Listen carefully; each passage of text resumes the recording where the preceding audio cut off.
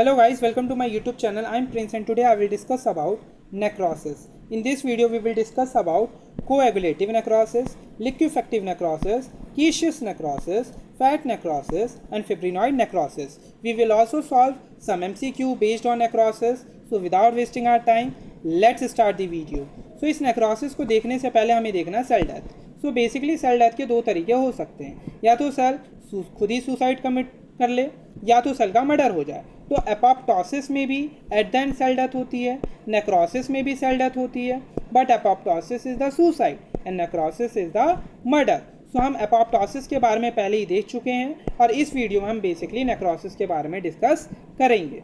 So necrosis is the type of cell death जिसमें जो cell है वो बर्स्ट करता है, जिस वजह से साइटोप्लाज्म लीक करेगा तो इन्फ्लामेशन भी देखने को मिलेगी. So necrosis is death of cells and tissue in the living animals. Necrosis is defined as a localised area of death of tissue followed later by degradation of tissue by hydrolytic enzymes liberated from dead cells. It is invariably accompanied by inflammatory reactions. So basically there are 5 types of necrosis. First is coagulative necrosis, second is liquefactive necrosis or which is also known as colligative necrosis, third is caseous necrosis, fourth is fat necrosis, fifth is fibrinoid necrosis. So हमारा ये जो पहला necrosis है coagulative necrosis, इसको समझने से पहले ये डायग्राम देखो. ये डायग्राम शो कर रहा है एक सेल को. तो बेसिकली किसी भी सेल को आइडेंटिफाई करने के लिए हमें उसकी 3 डिटेल्स पता होनी चाहिए. पहला उसकी आर्किटेक्चरल डिटेल यानी उसकी आउटलाइन, उसका शेप, क्योंकि हर सेल का एक स्पेसिफिक शेप होता है. दूसरा उसकी साइटोप्लाज्मिक डिटेल यानी उस साइटोप्लाज्म डेंस है, साइटोप्लाज्म का कलर कैसा है, साइटोप्लाज्म स्केंटी है या अबंडेंट है, ग्रेन्यूल्स प्रेजेंट है साइटोप्लाज्म में या एब्सेंट है, यानी उसकी साइटोप्लाज्मिक डिटेल हमें पता होनी चाहिए. तीसरी डिटेल हमें उसकी न्यूक्लियर डिटेल पता होनी चाहिए. न्यूक्लियर डिटेल यानी न्यूक्लियस डेंस है, न्यूक्लियस की पोजीशन सेंट्रिक है या ई सेंट्रिक है. तो ये सारी चीज़ें हमें किसी भी सेल को आइडेंटिफाई करने के लिए पता होनी चाहिए. तो बेसिकली अगर हमें किसी भी सेल को आइडेंटिफाई करना है तो हमें उसकी आर्किटेक्चरल डिटेल, उसकी साइटोप्लाज्मिक डिटेल और उसकी न्यूक्लियर डिटेल पता होनी चाहिए. अब ये डायग्राम देखो. ये डायग्राम शो कर रहा है कुछ टाइप ऑफ सेल जो हमारे ह्यूमन बॉडी में प्रेजेंट होते हैं. ये muscle cell, intestinal cell, liver cell, cardiac cell, nerve cell, blood cell. हम इसे आसानी से आइडेंटिफाई कर पा रहे हैं. हम इसे आसानी से आइडेंटिफाई कैसे कर पा रहे हैं? क्योंकि हमें 3 चीज़ें पता हैं: आर्किटेक्चरल डिटेल, साइटोप्लाज्मिक डिटेल और न्यूक्लियर डिटेल. तो बेसिकली किसी भी सेल को आइडेंटिफाई करने के लिए हमें उसकी 3 डिटेल पता होनी चाहिए. उसकी आर्किटेक्चरल डिटेल यानी उसकी आउटलाइन, उसकी शेप, दूसरी उसकी साइटोप्लाज्मिक डिटेल, तीसरा उसकी न्यूक्लियर डिटेल. ठीक है, समझ में आ गई ये बात. अब चलते हैं हम हमारे पहले टाइप ऑफ नेक्रोसिस जो कि है कोएगुलेटिव नेक्रोसिस. अब इस कोएगुलेटिव नेक्रोसिस की डेफिनेशन को समझने के लिए हम इस डायग्राम से समझेंगे. तो इस डायग्राम में देखो, यहाँ ये ग्रुप ऑफ सेल हैं जो अलाइव हैं, नॉर्मल है. When these group of cell undergo necrosis, वो भी कौन सा नेक्रोसिस? Coagulative necrosis. तो देखो चेंज क्या आया. ये देखो, ये नॉर्मल सेल थे, हेल्दी सेल थे. यहाँ देखो इसका एक आउटलाइन है, इसका ये रहा साइटोप्लाज्म, ये रहा इसका न्यूक्लियस. अब इन तीनों डिटेल को इससे कंपेयर करो. तो देखो आर्किटेक्चरल डिटेल तो देखो कोएगुलेटिव नेक्रोसिस में सेम है, जैसा यहाँ था वैसा यहाँ है. यानी कोएगुलेटिव नेक्रोसिस में आर्किटेक्चरल आउटलाइन परसिस्ट करता है. बट देखो साइटोप्लाज्म चेंज हो गया, न्यूक्लियस चेंज हो गया. तो यही है डेफिनेशन कोएगुलेटिव नेक्रोसिस की, कि कोएगुलेटिव नेक्रोसिस में आर्किटेक्चरल आउटलाइन तो परसिस्ट करता है but cellular and nuclear details loss हो जाते हैं. ठीक है, और ये जो कोएगुलेटिव नेक्रोसिस है ये most common type of necrosis होता है और इसमें आर्किटेक्चरल आउटलाइन परसिस्ट होता है. इस वजह से हम इसकी आर्किटेक्चरल आउटलाइन के थ्रू टिश्यू को कोएगुलेटिव नेक्रोसिस होने के बावजूद भी रिकॉग्नाइज कर सकते हैं। ठीक है, तो ये कुछ पॉइंट्स है कोएगुलेटिव नेक्रोसिस के बारे में। पहला point, it is the most common type of necrosis. Coagulative necrosis में होता क्या है, आर्किटेक्चुरल आउटलाइन परसिस्ट, देखो परसिस्ट कर रहा है कोएगुलेटिव नेक्रोसिस में, but cellular and nuclear details are lost. और इसके अंदर type of tissue can be recognized, क्योंकि आर्किटेक्चरल आउटलाइन परसिस्ट करता है कोएगुलेटिव नेक्रोसिस में, तो उसके थ्रू हम कोएगुलेटिव नेक्रोसिस होने के बावजूद भी जो टाइप ऑफ टिश्यू है उसे रिकॉग्नाइज कर सकते हैं। And this coagulative necrosis is also known as ghost cell और टॉम्बस्टोन। अब इसे घोस्ट सेल और टॉम्बस्टोन क्यों कहते हैं, ये हम आगे डायग्राम में देखेंगे। ठीक है, ये डायग्राम देखो, घोस्ट सेल और टॉम्बस्टोन सेल क्यों देखते हैं, क्यों बोलते हैं कोएगुलेटिव नेक्रोसिस को, क्योंकि ये देखो घोस्ट में भी सिर्फ आउटलाइन होता है, बट इनर डिटेल घोस्ट का भी लॉस हो चुका होता है, तो इसीलिए कोएगुलेटिव नेक्रोसिस को हम घोस्ट सेल भी कहते हैं। अब टॉम्बस्टोन क्यों बोलते हैं, टॉम्बस्टोन बेसिकली होता क्या है, so tombstone is the stone which is present over the graveyard. यहाँ पर भी देखो सिर्फ आर्किटेक्चरल आउटलाइन परसिस्ट है, इनर डिटेल इसका भी कुछ नहीं होता, इसीलिए हम कोएगुलेटिव नेक्रोसिस को घोस्ट सेल या फिर टॉम्बस्टोन सेल भी कहते हैं। ठीक है, अब हम देखते हैं कॉजेज ऑफ कोएगुलेटिव नेक्रोसिस। अब what are the causes of coagulative necrosis. So हमारी पूरी बॉडी में ब्लड सप्लाई होती है, अगर किसी भी ऑर्गन या टिश्यू में ब्लड सप्लाई ना हो तो क्या होगा, वो जो टिश्यू है वो डाई होने लग जाएगा, उसकी डेड होने लग जाएगा वो टिश्यू या वो बॉडी का पार्ट, क्यों डेड होने लग जाएगा, ड्यू टू कोएगुलेटिव नेक्रोसिस। ठीक है, यानी इश्चीमिया ड्यू टू थ्रोम्बोसिस और embolism in all organ causes coagulative necrosis except brain. Brain के केस में अगर इश्चीमिया होता है तो वहाँ पर लिक्विफेक्टिव नेक्रोसिस देखने को मिलेगा, कोएगुलेटिव नेक्रोसिस देखने को नहीं मिलेगा। ये बहुत इंपॉर्टेंट बात है। So ischaemia due to thrombosis or embolism in all organs causes coagulative necrosis except brain. Among solid organ, brain is the only exception. It is the only solid organ in which ischemia leads to liquefactive necrosis and not coagulative necrosis.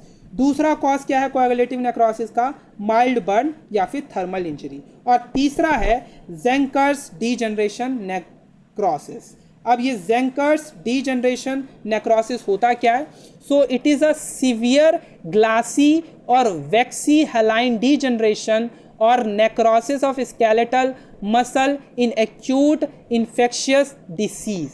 ठीक है, तो basically ये 3 cause होते हैं coagulative necrosis के।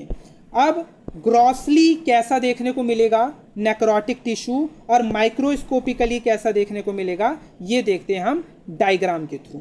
अब देखो, ये देखो ग्रॉसली जो कोएगुलेटिव नेक्रोसिस के बाद जो नेक्रोटिक टिश्यू है वो हमें पेल, फार्म और स्लाइटली स्वेलन दिखेगा। ठीक है, नेक्रोटिक टिश्यू कोएगुलेटिव नेक्रोसिस वाला कैसा देखने को मिलेगा, पेल, देखो पेल देखने को मिलेगा, फर्म और स्लाइटली स्वेलन देखने को मिलेगा ग्रॉसली। अब अगर मैं माइक्रोस्कोपिकली बताऊं तो ये शो कर रहा है कोएगुलेटिव नेक्रोसिस इन इन्फार्क्ट किडनी। तो यहाँ पर ये देखो, ये है जंक्शन, यहाँ जंक्शन में इन्फ्लामेशन प्रेजेंट है। यहाँ पर ये शो कर रहा है नॉर्मल या फिर हेल्दी रीनल टिश्यू यानी वाइबल रीनल टिश्यू, ये शो कर रहा है नेक्रोटिक टिश्यू। अब कंपेयर करो, देखो आउटलाइन, ये देखो ये एक सेल को इस नेक्रोटिक टिश्यू से कंपेयर करो, ये देखो आउटलाइन परसिस्ट कर रहा है, बट देखो इसका जो साइटोप्लाज्म है, इसका जो न्यूक्लियस है वो लॉस हो गया। तो यही तो होता है कोएगुलेटिव नेक्रोसिस में, यानी ये क्या शो कर रहा है, ये शो कर रहा है कोएगुलेटिव नेक्रोसिस, क्योंकि यहाँ पर आउटलाइन तो परसिस्ट कर रहा है जस्ट लाइक अ टॉम्बस्टोन। ठीक है, आउटलाइन तो परसिस्ट कर रहा है but inner detail are lost. ठीक है, समझ में आ गया। अब थियोटिकली देख लेते हैं. सो in coagulative necrosis, grossly focus in the early stage is pale, firm, slightly swollen, and microscopically the hallmark of the coagulative necrosis is the conversion of normal cell into their tombstone, that is outline of the cell are retained. दिखाया microscopically दिखाया, जो outline था cell का वो तो persist कर रहा था, बट द सेल, और इस वजह से जो सेल टाइप है वो हम इजीली रिकॉग्नाइज कर सकते हैं उसकी शेप को देख के, but their cytoplasmic and nuclear details are lost. तो ये हमारा जो कोएगुलेटिव नेक्रोसिस था वो कंप्लीट हो गया. अब देखते हैं दूसरा टाइप ऑफ नेक्रोसिस जो कि है लिक्विफेक्टिव नेक्रोसिस. अब लिक्विफेक्टिव नेक्रोसिस को हम कॉलिकेटिव नेक्रोसिस भी बोलते हैं. अब लिक्विफेक्टिव नेक्रोसिस इसे क्यों कहा जाता है? क्योंकि लिक्विफेक्टिव नेक्रोसिस के बाद जो नेक्रोटिक टिश्यू होता है वो नेक्रोटिक टिश्यू हमारा सेमी फ्लूइड मटेरियल में कन्वर्ट, जो नेक्रोटिक टिश्यू है लिक्विफेक्टिव नेक्रोसिस में वो टिश्यू हमारा जेल लाइक मटेरियल में कन्वर्ट हो जाता है या फिर सेमी फ्लूइड लाइक मटेरियल में कन्वर्ट हो जाता है. इसीलिए इस टाइप के नेक्रोसिस को हम लिक्विफेक्टिव नेक्रोसिस कहते हैं. अब इस लिक्विफेक्टिव नेक्रोसिस में होता क्या है ये देखते हैं. ठीक है, ये हम एक डायग्राम से समझेंगे, इस डायग्राम से समझेंगे. देखो ये है हमारे ग्रुप ऑफ सेल अलाइव हैं. When these group of cell undergo liquefactive necrosis, देखो क्या हुआ, आर्किटेक्चरल डिटेल लॉस हो गया, साइटोप्लाज्मिक डिटेल लॉस हो गया, न्यूक्लियर डिटेल भी लॉस हो गया. यही है डेफिनेशन हमारी लिक्विफेक्टिव नेक्रोसिस की. यहाँ पर तीनों की तीनों डिटेल लॉस हो जाती है, आर्किटेक्चरल डिटेल भी लॉस हो जाती है, साइटोप्लाज्मिक डिटेल भी लॉस हो जाती है और न्यूक्लियर डिटेल भी लॉस हो जाती है. वहीं कोएगुलेटिव नेक्रोसिस में आर्किटेक्चरल डिटेल परसिस्ट कर रही थी बट साइटोप्लाज्मिक और न्यूक्लियर डिटेल लॉस हो रही थी. ठीक है, तो ये डिफरेंस है लिक्विफेक्टिव नेक्रोसिस और कोएगुलेटिव नेक्रोसिस में. अब इसको लिक्विफेक्टिव नेक्रोसिस इसीलिए कह रहे हैं क्योंकि यहाँ पर जो नेक्रोटिक टिश्यू है वो हमारा सेमी फ्लूइड लाइक मटेरियल में कन्वर्ट हो जाता है या फिर हम कह सकते हैं जेल लाइक मटेरियल में कन्वर्ट हो जाता है. तो अब हम एक बार इसे थियोटिकली देख लेते हैं. ठीक है, तो थियोटिकली देखते हैं. लिक्विफेक्शन और colliquative necrosis, hydrolytic enzyme in tissue degradation have a dominant role in causing semi-fluid material. Their architectural details as well as cytoplasmic and nuclear details are lost. बताया लिक्विफेक्टिव नेक्रोसिस में क्या होता है, their architectural डिटेल भी, cytoplasmic detail भी और nuclear detail भी, तीनों की तीनों डिटेल लॉस्ट हो जाती हैं. ठीक है, लिक्विफेक्टिव नेक्रोसिस देख लिया हमने. अब इस लिक्विफेक्टिव नेक्रोसिस के कॉजेज देखते हैं. What are the causes of liquefactive necrosis? What are the causes of liquefactive necrosis? तो बेसिकली एक कॉज तो मैंने पहले ही बता दिया था कोएगुलेटिव नेक्रोसिस में, इश्कीमिया ऑफ ब्रेन के केस में क्या देखने को मिलता है, लिक्विफेक्टिव नेक्रोसिस. दूसरा कॉज है हमारा पायोजेनिक बैक्टीरियल इन्फेक्शन, तो इस केस में भी लिक्विफेक्टिव नेक्रोसिस देखने को मिलता है. अब अगर मैं ग्रॉसली अपीयरेंस की बात करूं तो इसी भी डायग्राम के थ्रू देखते हैं. तो ये देखो, ये डायग्राम देखो, तो ग्रॉसली जो अफेक्टेड एरिया होता है वो सॉफ्ट हो जाता है with liquefied centre containing necrotic debris with a cyst wall. तो ये देखो, ये डायग्राम शो कर रहा है लिक्विफेक्टिव नेक्रोसिस इन ब्रेन. ठीक है, तो ग्रॉसली कुछ इस तरीके का अपीयरेंस होता है. और अगर मैं माइक्रोस्कोपिकली दिखाऊं तो ये देखो, यहाँ नॉर्मल है, यहाँ लिक्विफेक्टिव नेक्रोसिस, बीच में ये जो जंक्शन है यहाँ इन्फ्लामेशन प्रेजेंट है. तो यहाँ देखो, यहाँ पर ये देखो ब्रेन में, ये देखो ब्रेन सेल में, ये देखो न्यूरॉन्स, यहाँ देखो शेप, साइटोप्लाज्म, न्यूक्लियस, तीनों चीज़ें हैं. लिक्विफेक्टिव नेक्रोसिस में देखो डॉट डॉट डॉट डॉट दिख रहा होगा, यानी यहाँ पर तीनों डिटेल्स लॉस हो गई. ना आर्किटेक्चर परसिस्ट किया, ना साइटोप्लाज्मिक डिटेल है, ना न्यूक्लियर डिटेल है. तो यहाँ तीनों की तीनों डिटेल लॉस हो गई. तो यानी ये क्या शो कर रहा है, लिक्विफेक्टिव नेक्रोसिस. ठीक है, तो हमने माइक्रोस्कोपिकली भी देख लिया. अब थियोटिकली देख लेते हैं. तो grossly affected area is soft with a liquefied center containing necrotic debris with a cyst wall microscopic appearance की बात करें, नो आर्किटेक्चरल और cellular details are visible in the area of necrosis. The necrotic area usually appears as a cavity containing a mass of necrotic neutrophils, bacteria and tissue debris. Third point क्या है वो भी देख लेते हैं. इस लिक्विफेक्टिव necrosis का थर्ड और आखिरी पॉइंट किसमें? माइक्रोस्कोपिक अपीयरेंस में. The entire necrotic mass is surrounded by a cyst wall formed by proliferating capillaries and inflammatory cells. So ये जो हमारा लिक्विफेक्टिव नेक्रोसिस था ये हो गया. अब हम देखेंगे केशियस नेक्रोसिस. नाउ ये जो केशियस वर्ड है ये ग्रीक वर्ड है जिसका मतलब होता है चीज़. अब इसे चीज़ क्यों कहते हैं? क्योंकि इस केशियस नेक्रोसिस में चीज़ लाइक अपीयरेंस देखने को मिलता है. अब इसके अंदर होता क्या है, इसकी डेफिनेशन क्या है, ये हम इस डायग्राम के थ्रू समझेंगे. देखो ये है हमारे ग्रुप ऑफ सेल जो अलाइव हैं. When these group of cell undergo necrosis, वो भी कौन सा नेक्रोसिस? Caseous necrosis. तो देखो क्या हुआ, आउटलाइन, आर्किटेक्चरल आउटलाइन लॉस हो गई, साइटोप्लाज्म भी लॉस हो गया, न्यूक्लियर डिटेल भी लॉस हो गई. यानी तीनों की तीनों डिटेल केशियस नेक्रोसिस में भी लॉस हो जाती है, जैसा कि लिक्विफेक्टिव नेक्रोसिस में भी देखने को मिल रहा था.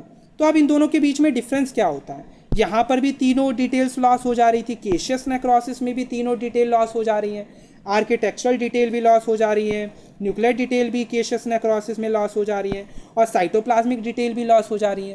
तो लिक्विफेक्टिव नेक्रोसिस और केशियस नेक्रोसिस में डिफरेंस क्या है? तो लिक्विफेक्टिव नेक्रोसिस में नेक्रोटिक टिश्यू हमारा जेल लाइक हो जाता है, सेमी फ्लूइड लाइक हो जाता है. वहीं केशियस नेक्रोसिस के अंदर जो नेक्रोटिक टिश्यू है वो हमारा कैसा हो जा रहा है? नेक्रोटिक टिश्यू हमारा कैसा हो जा रहा है? किस में कन्वर्ट हो जा रहा है? सॉलिड ग्रैन्युलर डेब्रीज में कन्वर्ट हो जा रहा है. तभी हम इसे चीज लाइक अपीयरेंस बोल रहे हैं. चीज लाइक अपीयरेंस मतलब चीज होता कैसा है? चीज वाइट होता है, ग्रैन्युलर होता है, ड्राई होता है ना. तो कुछ इस तरीके का अपीयरेंस, इस तरीके के सब्सटेंस में कन्वर्ट हो जाता है. उस तरीके का हमें देखने को मिलता है नेक्रोटिक टिश्यू केशियस नेक्रोसिस में. वहीं लिक्विफेक्टिव नेक्रोसिस में नेक्रोटिक टिश्यू जेल लाइक हो जाता है. तो ये डिफरेंस है दोनों में ही, लिक्विफेक्टिव नेक्रोसिस में भी, केशियस नेक्रोसिस में भी तीनों की तीनों डिटेल लॉस हो जाती है. बट लिक्विफेक्टिव नेक्रोसिस में नेक्रोटिक टिश्यू जेल लाइक हो जाता है, वहीं केशियस नेक्रोसिस में सॉलिड ग्रैन्युलर डेब्रीज में कन्वर्ट हो जाता है नेक्रोटिक टिश्यू. तो ये डिफरेंस है केशियस नेक्रोसिस और लिक्विफेक्टिव नेक्रोसिस में. अब एक बात थ्योरेटिकली देखते हैं क्या है caseous necrosis. Dead tissue is converted into homogeneous granular mass resembling cottage cheese. There architectural details as well as cytoplasmic and nuclear details are lost. Accumulation of amorphous no structure debris within an area of necrosis. ठीक है. अब हम देखते हैं causes of caseous necrosis. So what are the causes of caseous necrosis? So basically इसके 4 causes हैं, 2 bacterial causes हैं और 2 फंगल कॉजेज़ हैं. तो केशियस नेक्रोसिस के टोटल 4 कॉजेज़ हैं, 2 बैक्टीरियल कॉजेज़, 2 फंगल कॉजेज़. अब वो कौन कौन से कॉज हैं? पहला 2 बैक्टीरियल कॉजेज़ देखो, माइकोबैक्टीरियम ट्यूबरकुलोसिस, ठीक है, यानी टीबी. दूसरा है सिफिलिस. अब 2 फंगल कॉजेज़ हैं, हिस्टोप्लाज्मा और कॉक्सीडियोमाइकोसिस भी कॉज होता है किसका? तो हमारे केशियस नेक्रोसिस का. ठीक है. अब इसकी ग्रॉस अपीयरेंस को देखते हैं. तो अगर हम केशियस नेक्रोसिस के ग्रॉस अपीयरेंस को देखिए तो इसको डायग्राम के थ्रू देखते हैं. तो मैंने बताया था केशियस नेक्रोसिस में कुछ देखो चीज़ लाइक अपीयरेंस देखने को मिल रहा है ना, इसीलिए हम इसे क्या बोलते हैं? केशियस का मतलब ही होता है चीज़. तो केशियस नेक्रोसिस में कुछ चीज़ लाइक अपीयरेंस देखने को मिलता है. इसमें जो नेक्रोटिक टिश्यू है सॉलिड ग्रैन्युलर सब्सटेंस में कन्वर्ट हो जाता है, ठीक है। तो कुछ इस तरीके का देखने को मिलेगा, चीज़ लाइक देखने को मिलेगा, ठीक है। आगे अगर हम देखें, ठीक है, ठीक है। अब अगर हम माइक्रोस्कोपिकली देखें तो केशियस नेक्रोसिस में क्या देखने को मिलता है, तो ये लिम्फोमा है, ठीक है, यहाँ नॉर्मल है, यहाँ पर केशियस नेक्रोसिस, बीच में इन्फ्लामेशन देखने को मिल रहा है। तो यहाँ देखो, यहाँ सेल है, यहाँ सेल का साइटोप्लाज्म भी देखने को मिल रहा है, न्यूक्लियस भी देखने को मिल रहा है, उसका शेप, आर्किटेक्चरल डिटेल भी देखने को मिल रही है। वहीं यहाँ देखो केशियस नेक्रोसिस में कुछ नहीं देखने को मिल रहा है, यानी तीनों की तीनों डिटेल लॉस हो चुकी हैं। इसीलिए ये क्या शो कर रहा है, केशियस नेक्रोसिस, ठीक है। अब एक बार थ्योरेटिकली देख लेते हैं इसको, केशियस नेक्रोसिस को। तो केशियस नेक्रोसिस को ग्रॉस अपीयरेंस की अगर हम बात करें तो foci of caseous necrosis resemble dry चीज and are soft, granular and yellowish. This appearance is partly attributed to the histotoxic effect of lipopolysaccharides present in the capsule of tubercle of bacilli Mycobacterium tuberculosis. Microscopically, center of the necrosed focus contain structureless eosinophilic material having scattered granular debris of disintegrated nuclei. The surrounding tissue shows characteristics granulomatous inflammatory reaction consisting of epithelioid cells, modified macrophages having flipper-shaped vesicular nuclei, giant cells of Langerhans and foreign body type and peripheral mantle of lymphocytes. अब हम देखेंगे fat necrosis, ठीक है। अब हम देखेंगे क्या, fat necrosis को। So fat necrosis is the special type of necrosis जो कि कहाँ देखने को मिलता है, फैट रिच लोकेशन पे। तो बेसिकली 3 फैट रिच लोकेशन अगर मैं आपको बताऊं तो पहला है फीमेल ब्रेस्ट, दूसरा लोकेशन है जहां दूसरा लोकेशन है पेनक्रियास, तीसरा है जहां अबंडेंट अमाउंट ऑफ फैट देखने को मिलता है वो है मिजेंट्री। तो ये 3 फैट रिच लोकेशन होती हैं, female breast, pancreas and mesentery, ठीक है। तो यहाँ पर हमें क्या देखने को मिलते हैं, एडिपोज टिश्यूज देखने को मिलते हैं। क्या देखने को मिलते हैं, एडिपोज टिश्यू देखने को मिलते हैं। तो इन एडिपोज टिश्यू की डेथ बेसिकली क्या कहलाती है, fat necrosis. So basically fat necrosis क्या है, fat necrosis is the special form of cell death occurring at mainly fat rich anatomical location in the body, death of adipose tissue in a living animal. Causes क्या क्या हैं मैंने बताया, body में basically 3 fat rich location है। अगर pancreas में inflammation हो जाए तो उस केस में एडिपोज टिश्यू की डेथ होगी और वो कॉज करेगा क्या, fat necrosis. So pancreatitis, traumatic breast and inflammation in mesentery, तो ये कॉज करते हैं फैट नेक्रोसिस को। अब अगर हम ग्रॉसली देखें तो grossly fat necrosis appears as yellowish white firm deposit, formation of calcium soap imparts the necrosed foci firmer and chalky white appearance देखने को मिलेगा, ठीक है। तो ग्रॉसली बेसिकली फैट नेक्रोसिस में चॉकी वाइट अपीयरेंस देखने को मिलता है या फिर येलोइश वाइट जो है डिपॉजिट्स देखने को मिलते हैं। कैसा देखने को मिलेगा, डायग्राम से अभी मैं दिखाऊंगा। माइक्रोस्कोपिकली क्लाउडी अपीयरेंस देखने को मिलेगा, ये भी अभी मैं आपको डायग्राम के थ्रू दिखाऊंगा। They are surrounded by inflammatory reactions. Formation of calcium soap is identified in the tissue section as amorphous, granular and basophilic material. अब डायग्रामेटिकली आपको अगर मैं दिखाऊं तो देखो ग्रॉसली फैट नेक्रोसिस में कुछ इस तरीके का देखने को मिलता है। देखो चॉकी वाइट अपीयरेंस देखने को मिल रहा है ना, तो ग्रॉसली फैट नेक्रोसिस कुछ इस तरीके का देखने को मिलता है। माइक्रोस्कोपिकली बताऊं तो ये देखो क्लाउडी अपीयरेंस देखने को मिल रहा होगा, तो ये माइक्रोस्कोपिकली शो कर रहा है। अब अगर मैं, जो कि हमारा आखिरी टाइप ऑफ नेक्रोसिस है, वो है हमारा fibrinoid necrosis. Fibrinoid necrosis is also a special type of necrosis जो कि हमें वॉल ऑफ ब्लड वेसल में देखने को मिलती है। तो बेसिकली अगर मैं आपको एक बात बताऊं, बेसिकली ब्लड वेसल में 3 लेयर होती है। Inner most layer intima, middle में मीडिया और आउटर मोस्ट में एक्सटर्ना होती है। तो जो मीडिया लेयर है वहाँ पर रिबन लाइक पिंक कलर का मटेरियल देखने को मिलता है, वही क्या है, फिब्रिनॉइड नेक्रोसिस। तो फिब्रिनॉइड नेक्रोसिस क्या है? Fibrinoid necrosis is characterized by deposition of fibrin like material which has the staining properties of fibrin. The fibrin like material is deposited in wall of blood vessel. ठीक है, किस तरीके का होता है वो मैं अभी आपको आगे डायग्राम में दिखाऊंगा। कॉजेज़ की अगर मैं बात करूं तो immunological injury of vessel wall बताया, immunologic injury of vessel wall, example in immune complex vasculitis, auto immune disease, Arthus reaction etcetera, arterioles in hypertension, peptic ulcer etcetera, ये सब कॉज करते हैं किसको? फिब्रिनॉइड नेक्रोसिस को। और ये फिब्रिनॉइड नेक्रोसिस कहाँ देखने को मिलता है?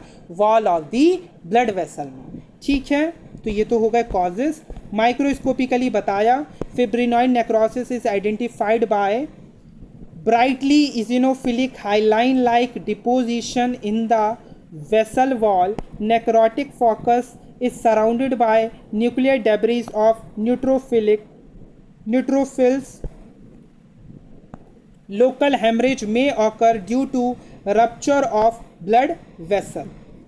ठीक है, ये देखो ये शो कर रहा है इंटीमा, ये देखो ये पूरा मीडिया शो कर रहा है। तो मीडिया में ये देखो ये जो रिबन लाइक मटेरियल देखने को मिल रहा है ना, ये पूरा शो कर रहा है इस मीडिया वाली लेयर में, ये शो कर रहा है फिब्रिनॉइड नेक्रोसिस को। ठीक है, ये क्या शो कर रहा है? फिब्रिनॉइड नेक्रोसिस को। ठीक है, तो ये मैंने आपको माइक्रोस्कोपिकली भी दिखा दिया। अब एक बार पाँचों के पाँचों टाइप के जो नेक्रोसिस हैं उसे इस टेबल के थ्रू रिवाइज कर लेते हैं। So coagulative necrosis, liquefactive necrosis, which is also known as colligative necrosis. Third is caseous necrosis. Fourth is fat necrosis and fifth is fibrinoid necrosis. तीनों को हम इस टेबल के थ्रू रिवाइज करेंगे। तो पहले तो इसकी डेफिनेशन है। कोएगुलेटिव नेक्रोसिस में मैंने बताया था आर्किटेक्चरल डिटेल परसिस्ट करता है but cytoplasmic and nuclear detail loss हो जाते हैं। लिक्विफैक्टिव नेक्रोसिस और केशियस नेक्रोसिस दोनों में ही तीनों की तीनों डिटेल लॉस हो जाती हैं, बट लिक्विफैक्टिव नेक्रोसिस में जो नेक्रोटिक टिश्यू है वो हमारा जेल लाइक सब्सटेंस में कन्वर्ट हो जाता है। वहीं केशियस नेक्रोसिस में सॉलिड ग्रैनुलर डेब्रीज देखने को मिलती हैं। कॉमन बात क्या है? दोनों में ही तीनों की तीनों डिटेल्स लॉस्ट हो जाती हैं। Fat necrosis basically fat rich location में देखने को मिलती है। फैट रिच लोकेशन कहाँ कहाँ पर? Pancreas, breast, mesentery. ठीक है, फिब्रिनॉइड नेक्रोसिस ये ब्लड वेसल में देखने को मिलता है। कॉजेस बताया, ischaemia of all organs except brain. क्या देखने को मिलेगा? Coagulative necrosis, ischaemia of brain and pyogenic infection causes liquefactive necrosis. And caseous necrosis में बताया था 2 बैक्टीरिया और 2 फंगल कॉजेज होते हैं। 2 बैक्टीरिया ट्यूबरकुलोसिस है ना, टीबी, सिफिलिस। 2 फंगल कौन से? हिस्टोप्लाज्मा, कॉक्सीडियोमाइकोसिस। ठीक है, ये कॉजेज हैं हमारे किसके? केशियस नेक्रोसिस के। फैट नेक्रोसिस के बताए थे ब्रेस्ट, ट्रॉमेटिक ब्रेस्ट हो गया, पेनक्रियाटाइटिस हो गया, इन्फ्लामेशन इन मेजेंट्री, ये क्या कॉज करते हैं? Fat necrosis. ठीक है, और फिब्रिनॉइड कहाँ देखने को मिलता है? वस्कुलाइटिस के केस में। ठीक है, ग्रॉसली मैंने इन पाँचों के किस तरीके से देखने को मिलते हैं मैंने डायग्राम के थ्रू आपको समझा दिया, आप यहाँ ये देख सकते हो। माइक्रोस्कोपिकली भी बताया था जो कोएगुलेटिव नेक्रोसिस है वो टॉम स्टोन अपीयरेंस देता है, वहीं जो हमारा लिक्विफेक्टिव नेक्रोसिस है वो उसका अपीयरेंस कुछ इस तरीके का होता है। तो ये सब आप खुद से रीड कर सकते हैं, ये मैंने आपको बता दिया। ठीक है, अब हम सॉल्व करते हैं कुछ MCQ नेक्रोसिस पे बेस्ड। तो पहला क्वेश्चन है, liquefactive necrosis is seen in option A heart, lungs, option D क्या है स्प्लीन, ऑप्शन बी है ब्रेन। तो लिक्विफेक्टिव नेक्रोसिस किस में देखने को मिलता है? ब्रेन में देखने को मिलता है ना। So option B is the correct answer. All of the following organs likely undergo coagulative necrosis except all the following organs likely undergo coagulative necrosis except कौन सा coagulative necrosis में नहीं जाता? Option D brain. ब्रेन में इश्कीमिया in brain क्या cause करता है? Liquefactive necrosis. Coagulative necrosis brain में नहीं होता, तो एक्सेप्शन क्या है? ब्रेन। तो option D is the correct answer. Question third क्या है? Necrosis with cell body retained as ghost cell. Necrosis with cell bodies retained as ghost cell. तो घोस्ट सेल यानी कौन सा necrosis? Coagulative necrosis. So option A is the correct answer. So इसी के साथ ये जो हमारा टॉपिक था नेक्रोसिस कंप्लीट हुआ। मिलते हैं ऐसी ही नई वीडियो के साथ, तब तक खुश रहें, मस्त रहें। जय हिंद।